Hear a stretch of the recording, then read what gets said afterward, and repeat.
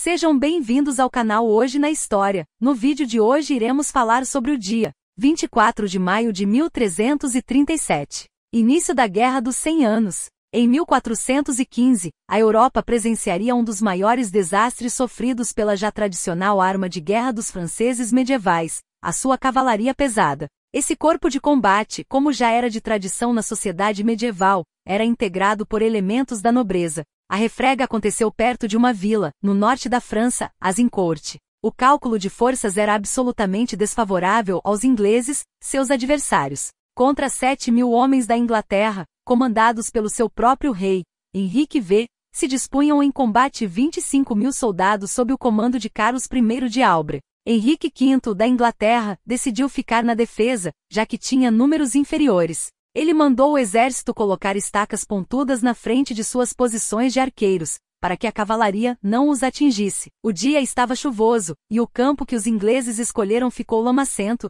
deixando a locomoção muito difícil. O general francês acreditava que uma carga de cavalaria poderia destroçar o exército inglês. Então ele a enviou, mas a lama estava impedindo uma boa velocidade para os cavalos. Os arqueiros ingleses começaram a disparar e massacraram a cavalaria francesa antes mesmo que esta chegasse às posições inglesas. A infantaria francesa começou a avançar, mas suas armaduras não eram fortes o suficiente para proteger das flechas lançadas pelos arcos longos. Os franceses foram massacrados pelas flechas e pela lama, pois muitos homens se afogavam com o peso da armadura. Os franceses até tentaram romper as linhas inimigas, mas a infantaria inglesa oferecia forte resistência. Em pouco tempo, o exército francês estava batendo em retirada. A França perdeu muitos nobres e homens importantes em Agincourt. Agincourt não é lembrada por ser uma batalha decisiva, mas sim porque provou que exércitos menores podem vencer exércitos maiores, e provou também que a infantaria poderia vencer a arma mais poderosa dos campos de batalha medievais, a cavalaria. Agincourt, juntamente com Crécy, 1346, e Poitiers, 1356, foram algumas das grandes batalhas travadas entre as nobrezas francesa e inglesa, na chamada Guerra dos 100 Anos, que durou de 1337 a 1453. Na verdade, o conflito durou 116 anos, com alguns intervalos de curtas tréguas. Não se tratou de guerras entre dois países, dois estados nacionais, pois na verdade nem o Estado francês ou o inglês ainda existiam como tais. Foi uma guerra entre nobrezas por motivo da disputa de ocupação do trono da França. No período medieval, essas disputas dinásticas se davam por motivo do controle de tronos, terras e títulos. De posse dessas condições seria possível cobrar impostos e continuar a nobreza mantendo seu status. O motivo da Guerra dos 100 Anos foi a vacância do trono francês. O rei Carlos IV, da França, havia falecido em 1328, sem deixar herdeiros. Na tradição francesa, mulheres não herdavam o trono, e, sendo assim, na falta de um herdeiro masculino, ficara vago o trono. Eduardo III, rei da Inglaterra, era sobrinho do rei falecido, e como as questões dinásticas, construídas em laços familiares, predominavam na escolha dos mandatários políticos, ele entendeu ser o legítimo herdeiro da coroa francesa. Contudo, um outro parente de Carlos IV, seu primo Filipe de Valois, também reivindicou para si o trono, o qual ocupou com o nome de Filipe VI. Estava criado o cenário para a mais longa contenda militar na Idade Média. A guerra, entretanto, tinha raízes mais profundas. No século XI, o duque francês da Normandia, Guilherme, o Conquistador, havia se apoderado da Inglaterra, 1066, gerando um clima de rivalidade entre as nobrezas da França e da Inglaterra. No século XII, o rei Henrique II da Inglaterra se tornara vassalo do rei da França nos ducados da Aquitânia e da Gasconha, por seu casamento com Leonor da Aquitânia. Pelo Tratado de Paris, de 1259,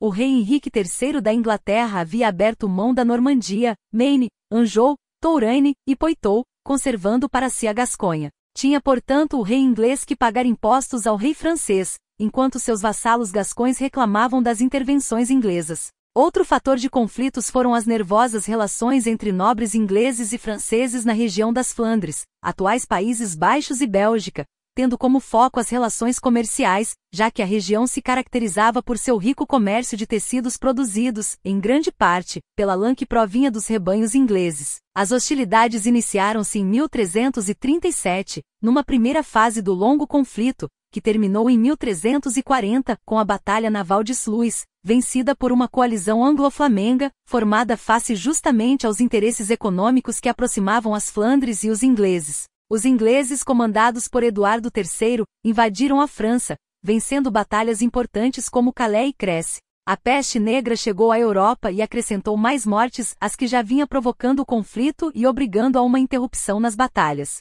Um intricado quadro de relações políticas entre as aristocracias da França e da Inglaterra provocou a retomada dos combates em 1364. Nos anos seguintes o quadro se tornaria mais complexo, já que os contendores tinham seus próprios problemas internos, como as revoltas de camponeses face ao aumento da exploração que vinham sofrendo por parte da nobreza, impactada tanto pela guerra como pela peste, além das condições climáticas que atrapalharam colheitas. A Guerra dos 100 Anos, com revoltas e ruptura das colheitas, montava o quadro da crise geral da Idade Média e, por conseguinte, do feudalismo. Uma outra personagem viria a integrar a guerra, a Borgonha, que possuía pretensões dinásticas face a outra parte da nobreza francesa. Nessa fase ocorreu o grande avanço do rei Henrique V, que conseguiu chegar a Paris e casou-se com a princesa Catarina, filha do então Carlos VI, rei da França, obtendo então o direito de herdar o trono francês. Em 1422 morreram ambos, Henrique V e Carlos VI.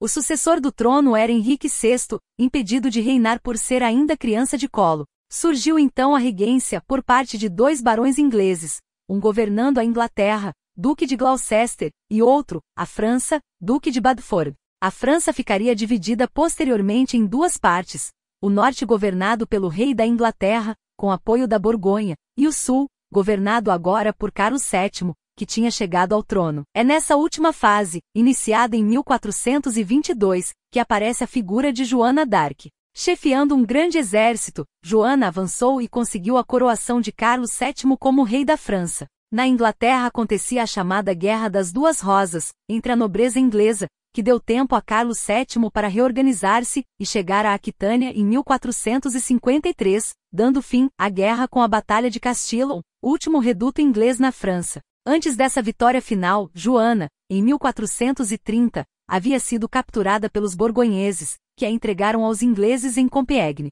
Submetida a um tribunal eclesiástico inglês, foi julgada como herética. Joana dizia ter recebido mensagens do Altíssimo e queimada viva como bruxa em Rouen, no ano de 1431. Não exatamente a morte de Joana d'Arc significou um marco na virada da guerra em favor dos franceses, mas também a instituição da talha, um imposto cobrado na França que possibilitou a uma monarquia francesa mais centralizada contratar mercenários, parte deles escoceses, para lutar contra os ingleses. Controlando o exército e os impostos, a monarquia francesa partia para sua centralização e a formação do seu futuro Estado absolutista. A Guerra dos 100 Anos abalara o feudalismo francês e o inglês, aniquilara boa parte de suas nobrezas e abria um dos caminhos para o absolutismo. Gostou do vídeo? Na descrição você encontrará o link do blog com o artigo completo. Dê um incentivo se inscrevendo no canal, curtindo, comentando e compartilhando com seus amigos. Abraços. Até o próximo.